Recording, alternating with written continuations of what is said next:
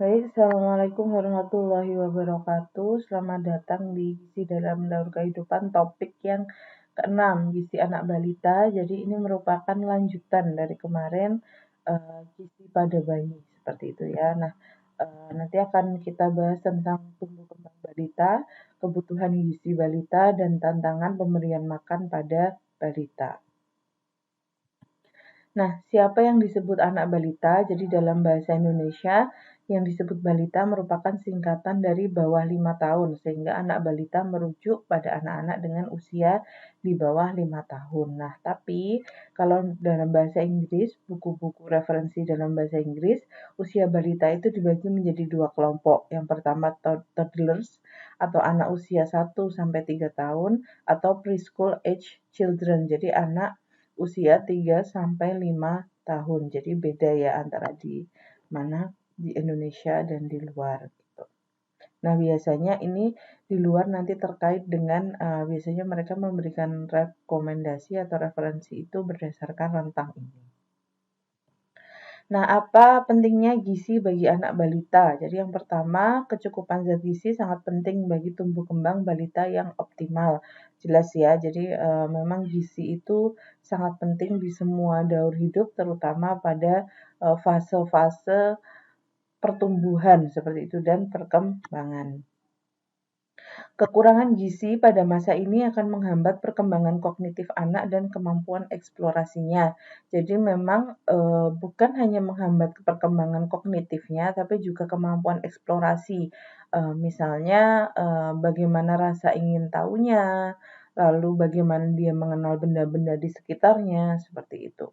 Pemenuhan gizi pada masa ini mengurangi resiko gagal tumbuh dan keterlambatan kognitif anak. Ya, memang karena walaupun masa yang pertumbuhannya paling cepat itu di bawah 1 tahun seperti itu, tapi ini juga di masa ini tetap masih cukup tinggi ya fase pertumbuhannya seperti itu, sehingga kalau di sini tidak tercukupi gizinya ada resiko untuk gagal tumbuh dan juga ada gangguan perkembangan, misalnya keterlambatan kognitif anak seperti itu.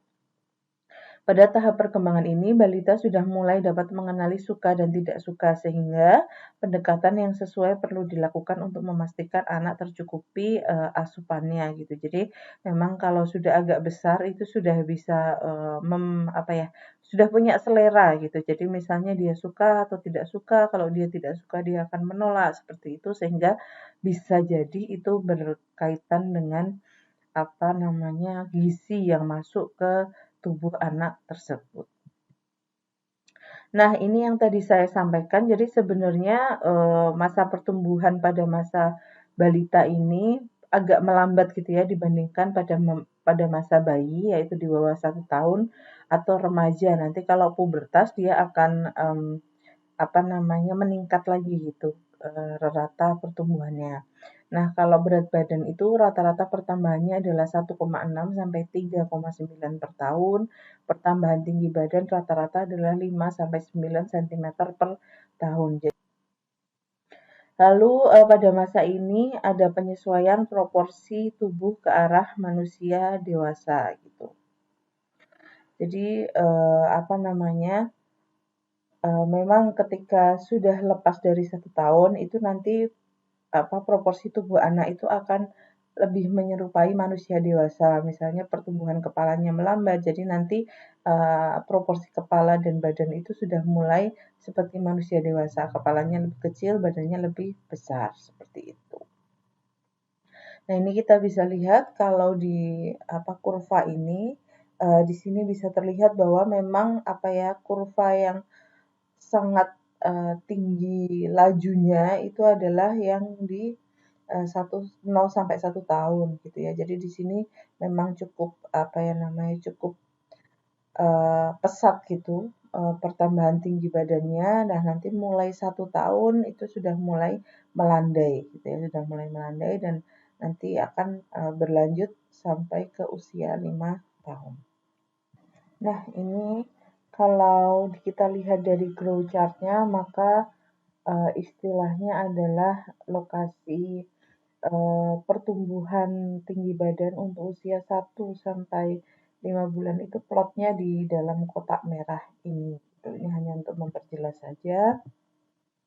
Nah, kita masuk ke perkembangan anak balita, di mana pada masa ini perkembangan balita memiliki peran yang signifikan terhadap pola makannya. Karena kita ingat, kemarin prinsip-prinsip pemberian makan anak itu ada satunya adalah aktif gitu ya. Jadi memang, peran balita dalam, proses makan itu sangat penting dan ini sangat terlihat ketika anak itu sudah mulai masuk masa balita. Jadi kita tahu bahwa pada tahap perkembangan yang pertama, yaitu tahap sensori motor, itu dia memiliki karakteristik kognitif, adanya perkembangan dari refleks otomatis ke anak kecil yang berinteraksi secara sadar terhadap lingkungannya. Jadi mungkin kalau dulu,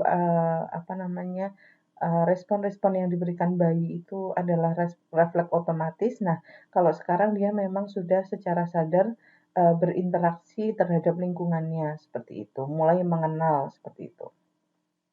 Lalu makanan yang utamanya digunakan untuk memenuhi rasa lapar, eksplorasi lingkungan, dan praktek motorik halus. Nah, selain dia memenuhi rasa lapar, dia juga digunakan untuk eksplorasi lingkungan dan praktek motorik halus, misalnya memegang, menjumput, lalu juga mengenal tekstur, seperti itu. Nah, hubungan terhadap pola makan dan gizi itu adalah pergeseran dari refleks hisap ke keterampilan makan secara mandiri. Jadi memang tadinya karena di usia awal-awal kelahiran itu bisanya hanya menghisap gitu. Nah, nanti setelah dia masuk masa balita itu sudah diarahkan ke keterampilan makan secara mandiri sehingga di usia 9 bulan itu sudah mulai dikenalkan finger food di mana dia bisa memegang makanannya seperti itu. Lalu nanti dia akan diharapkan bisa secara mandiri makan dan menggunakan alat makannya. Nah, selanjutnya preoperasional 2 sampai 7 tahun balita masuk di sini juga. Yang pertama karakteristik kognitifnya adalah menginternalisasi proses berpikir namun masih tidak sistematis dan bersifat intuitif. Jadi dia sudah mulai berpikir gitu, ini apa, ini kenapa, seperti itu, tapi masih tidak sistematis dan sifatnya intuitif. Lalu ada peningkatan penggunaan simbol seperti itu.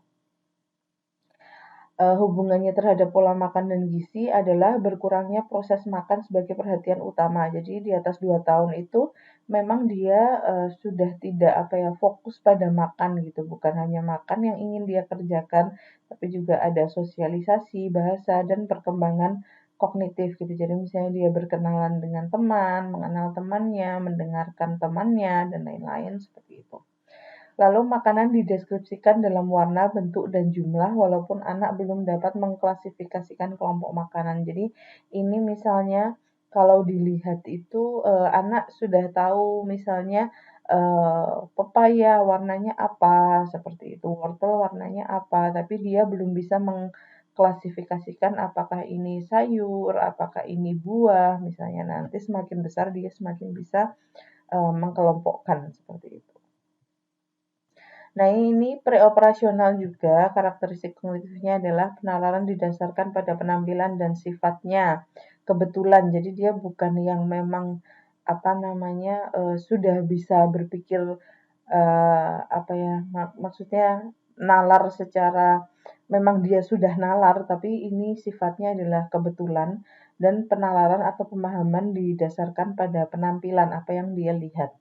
Lalu pendekatan anak terhadap klasifikasi sifatnya fungsional dan belum sistematis. Lalu egosentris. Jadi egosentris itu adalah semuanya itu berfokus pada diri anak gitu, bukan berfokus pada orang lain. Jadi dia belum bisa melihat kepentingan orang lain, yang bisa dia pikirkan hanya dirinya sendiri. Nah, di sini yang menarik adalah ketika dia makan itu dia sudah ada kategorisasi makanan berdasarkan suka dan tidak suka. Sehingga pada fase ini pemberian makan itu menjadi lebih menantang kalau tidak sejak awal ibunya mengenalkan berbagai macam bahan makanan gitu. MPAS-nya misalnya dari pabrikan sehingga dia hanya kenal rasa tertentu. Nah, ini nanti fase ini sangat menentukan gitu ya. Kalau dia terbiasa dengan rasa yang monoton seperti itu, nah dia akan di sini akan jadi kesusahan ketika makan gitu. Anak sudah mampu menerima konsep makanan sehat meskipun dapat menjelaskan alasannya. Nah, ini cukup jelas ya. Oke, nah ini kebutuhan gizi pada anak balita. Yang pertama energinya. Ini ada beberapa pembagian. Jadi seperti yang saya sampaikan tadi, kalau kita menggunakan terminologi bahasa Inggris, memang kan ada yang toddler gitu. Jadi dia 1 sampai 3 tahun. Nah, ini menggunakan rumus yang ini. Nah, nanti yang usia 3 sampai 5 tahun itu berbeda gitu. Kebutuhan energi anak balita ditentukan berdasarkan metabolisme basalnya, rata pertumbuhan, dan faktor aktivitas gitu. Jadi kalau balita itu dihitungnya namanya REE seperti itu. Lalu anak usia 3 sampai 36 bulan atau 1 sampai 3 tahun itu cara menghitungnya sama seperti balita. Nah, ini contohnya. Jika anak berusia 14 bulan dengan berat badan 11 kg, coba hitung kebutuhan energinya. Nah, sehingga hasilnya adalah kalau kita hitung 154 kilokalori. Nah, ini untuk energi untuk anak yang lebih besar. Nah, untuk anak usia 3 sampai 8 tahun ini ada beda antara yang perempuan dan laki-laki di mana satuannya berbeda. Jadi seperti apa namanya? Harris Benedict kalau masih ingat itu juga dibedakan. Nah, di sini juga sudah ada apa namanya kategori untuk aktivitasnya. Nah, nanti bisa dimasukkan data anak bergantung pada jenis kelaminnya. Nah, selanjutnya protein. Kalau menurut buku Krauss itu disampaikan bahwa dibandingkan usia di bawah 1 tahun, kebutuhan protein pada usia 1-5 tahun itu menurun hingga sekitar 9 sampai 1,1 gram per kilogram berat badan. Nah, kalau menurut AKG ini masih cukup tinggi gitu ya. Jadi dia untuk 1-3 tahun itu sekitar 1,5 gram per kilogram berat badan. Kalau 4-6 tahun itu sekitar 1,3 gram per kilogram berat badan untuk kecukupannya.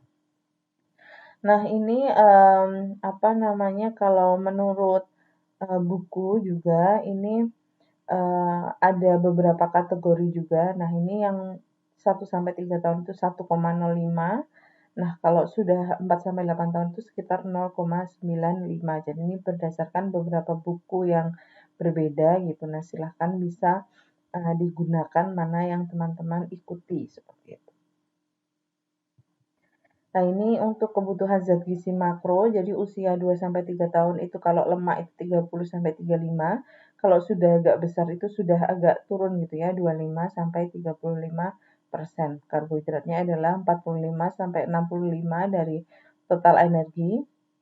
Lalu apa namanya di sini ada tabel yang menjelaskan proporsinya gitu ya. Jadi ini dari American Heart Association yang juga di-endorse oleh American Academy of Pediatrics. Jadi di sini jumlah kalori yang dibutuhkan oleh kelompok umur, lalu di sini adalah persen lemaknya gitu ya. Jadi kalau tadi kita membahas 2-3 tahun berarti kebutuhan kalorinya itu sekitar 1000 per hari. Lalu lemaknya adalah 30/35 dan kalau sudah masuk 4-8 tahun itu kebutuhan kalorinya untuk yang perempuan sekitar 1200, yang laki-laki sekitar 1400 dengan proporsi lemak 25-35%. Nah, ini yang disebut catch up growth. Jadi kejar tumbuh adalah periode pemulihan setelah anak mengalami sakit atau kurang gizi. Jadi anak-anak yang dia sakit atau kurang gizi, nah itu biasanya kan apa namanya ada masa pemulihan. Nah, ini biasanya fungsinya adalah untuk mengembalikan pertumbuhan anak ke kurva normalnya seperti itu. Nah, dia kecepatannya biasanya lebih tinggi dari kecepatan normal. Makanya kadang kalau kita lihat anak-anak tuh setelah sakit biasanya terus makannya minta banyak gitu ya. Nah, itu biasanya terkait dengan ini gitu. Ya, nah pada periode ini kalau tidak berjalan baik itu ada keterlambatan pertumbuhan yang secara permanen. Jadi memang dia awalnya ketika sakit misalnya atau dia kurang gizi, malnutrisi itu pertumbuhannya lambat gitu ya karena zat gizinya tidak tercukupi. Nah, saat pemulihan itu kalau tidak tercukupi, nah setelah itu maka keterlambatannya terjadi secara permanen seperti itu, menjadi tidak bisa diperbaiki lagi.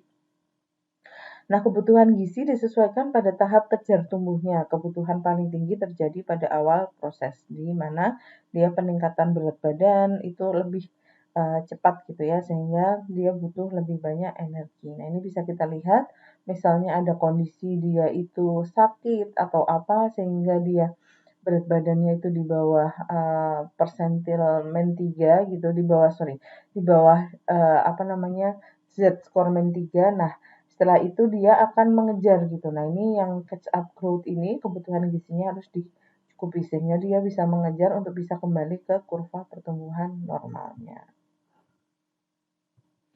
Nah, selanjutnya kita akan membahas tantangan pemenuhan gizi pada anak balita. Oke, jadi tantangan pemberian makan pada balita itu ada banyak gitu ya. Jadi yang pertama banyak masalah gizinya juga, lalu juga ada aspek psikologisnya balita juga. Nah, ini kita bisa kelompokkan seperti ini. Yang pertama ada gerakan tutup mulut atau GTM, lalu picky eater, status gizi anak, alergi, asupan yang tidak seimbang, diare, dan gagi. Nah, nanti akan kita bahas satu per satu. Nah, gerakan tutup mulut atau GTM dan picky eating. Nah, susah makan adalah kondisi di mana perilaku anak yang menunjukkan ketidakinginan, penolakan, atau mengalami abnormalitas dalam konsumsi makan. Nah, ini dia bisa dalam bentuk menolak gitu. Jadi gerakan tutup mulut itu adalah ketika sendok itu didekatkan ke mulut anak, itu anak tidak mau membuka mulut seperti itu. Nah, kalau picky eating didefinisikan sebagai anak mengalami susah makan yang umumnya ditandai dengan penolakan makanan tanpa adanya abnormalitas organik. Maksudnya abnormalitas organik itu adalah misalnya ada bibir sumbing atau ada masalah-masalah lain, tapi kalau picky eater ini hanya fokus atau uh, ya anaknya sendiri itu yang dia susah makan gitu. Nah, nanti akan kita lihat ciri-cirinya gitu.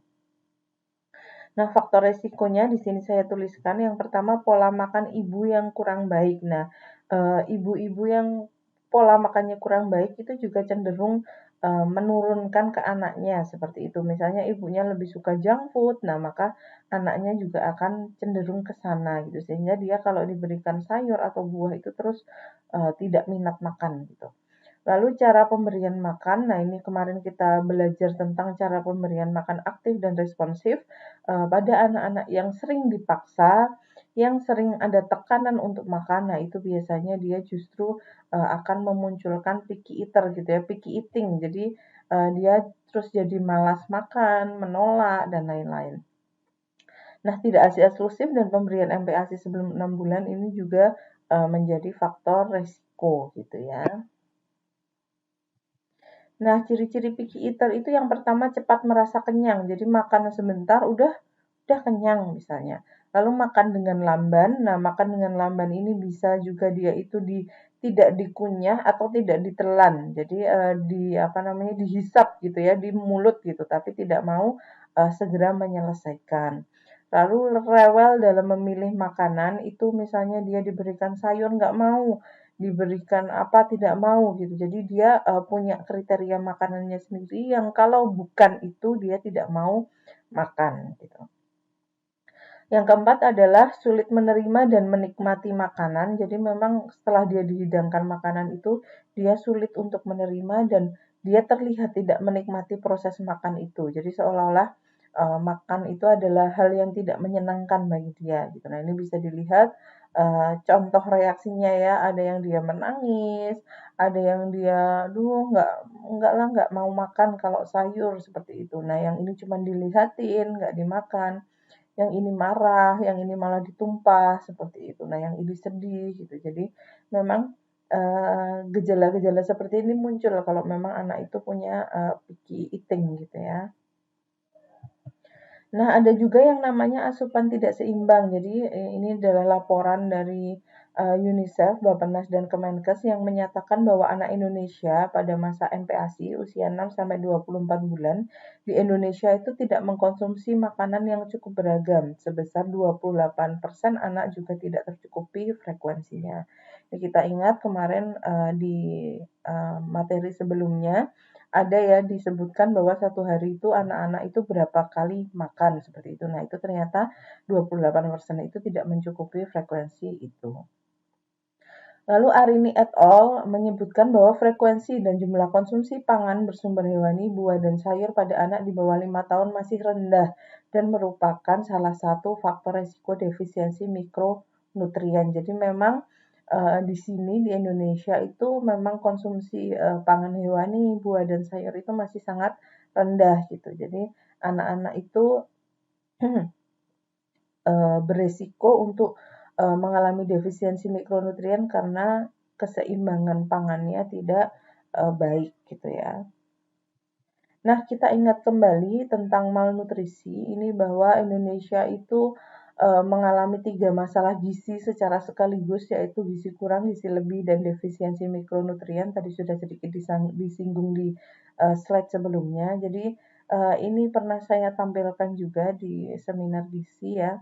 Lalu ini menyedihkan gitu ya, karena Indonesia adalah contoh yang utama tentang triple burden of malnutrition. Jadi 1 dari 3 anak di bawah 5 tahun itu pendek dan 1 di antara 10 anak itu apa namanya wasting gitu ya, di mana 8% itu justru overweight atau obes gitu ya, kelebihan berat badan. Nah, juga setelah itu ada defisiensi mikronutrien dalam bentuk dia anemia seperti itu.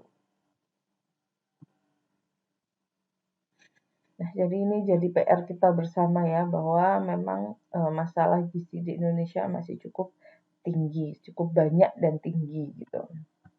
Nah, ingat kembali bagaimana cara interpretasi status gizi anak. Ini kemarin sudah kita pelajari di PSG. Semoga teman-teman tidak lupa. Nah, tadi um, ada beberapa indikator ya yang menyebutkan anak itu misalnya disebut pendek, disebut apa namanya gizinya baik atau kurang, atau dia disebut sebagai kurang berat badan seperti itu. Nah, ada juga yang namanya GAKI atau gangguan akibat kekurangan yodium yang merupakan penyebab rendahnya tingkat IQ atau kecerdasan anak dan gangguan pertumbuhan yaitu kerdil, kretinisme. Jadi kerdil itu berbeda dengan stunting gitu ya. Jadi kalau stunting itu adalah tidak tercukupinya kebutuhan gizinya gitu. Tapi kalau kerdil itu karena kurangnya hormon pertumbuhan gitu. Nah, disebabkan oleh rendahnya konsumsi yodium, konsumsi makanan goitrogenik, misalnya apa namanya makanan yang tercemar sianida atau dia itu apa namanya seperti kubis seperti itu yang dia goitrogenik gitu. Lalu air minum kotor dan genetik gitu. Lalu diare terjadi karena ada infeksi saluran cerna. Pengelolaan air yang berlebih saat diare menyebabkan gangguan keseimbangan air dan elektrolit gitu ya. Jadi memang ketika diare itu kan banyak keluar air. Nah, itu biasanya ada gangguan keseimbangan air dan elektrolit. Kalau tidak ditangani bisa terjadi dehidrasi. Nah, itu berbahaya gitu. Lalu menjaga kebersihan sangat penting untuk mencegah terjadinya diare gitu. Sehingga diare itu memang utamanya karena apa ya infeksi saluran cerna ya, selain kalau misalnya ada apa ya gejala alergi atau misalnya ada makanan yang terlalu merangsang usus bayi gitu atau balita gitu. Nah, diare ini anu ya, maksudnya dia sangat apa ya mengganggu penyerapan zat gizi gitu karena terlalu cepat pergerakan di usus sehingga banyak zat gizi yang terbuang tidak sempat terserap sehingga biasanya apa namanya anak yang sering diare itu uh, kecukupan gizi pemenuhan gizinya menjadi tidak baik seperti itu. Nah, alergi makanan dan gejalanya. Jadi alergi makanan adalah kondisi di mana tubuh bereaksi secara tidak normal terhadap makanan tertentu. Jadi proses alergi ini melibatkan sistem imun manusia dan jenis makanan yang seringkali menimbulkan alergi itu ada kacang-kacangan, susu, telur, seafood, dan lain-lain, tergantung jenis alerginya gitu. Ada yang dia alergi telur, nggak alergi susu, bisa juga gitu. Tidak harus semuanya gitu. Nah, ini adalah contoh gejala alergi yang sering muncul. Nah, itu ada mual muntah, sesak nafas, ruam merah, gatal, diare, dan lain-lain gitu. Nah, seperti yang pernah saya sampaikan bahwa gejala alergi ini bisa jadi dideteksi sejak menyusui gitu ya. Kalau misalnya ibunya makan tertentu, lalu ketika menyusui itu kok ada ruam, nah itu biasanya harus curigai itu adalah alergi seperti itu. Nah, ibunya harus mencoba berhenti, apakah kalau berhenti itu gejalanya bertambah atau tidak. Nah, selain itu juga bisa dilihat dari riwayat alergi bapak ibunya gitu. Apa alergi yang bapak ibunya miliki. Nah, itu bisa jadi rujukan kira-kira nanti anak saya alerginya yang muncul yang mana gitu. Tidak tentu semuanya muncul, tapi itu bisa jadi bentuk kehati-hatian sehingga nanti kita bisa lihat dan pantau reaksinya anak ketika memakan makanan yang uh, orang tuanya alergi gitu. Apakah ada reaksi juga atau tidak? Nah, terima kasih. Itu saja materi saya pada hari ini. Semoga bermanfaat. Assalamualaikum warahmatullahi wabarakatuh.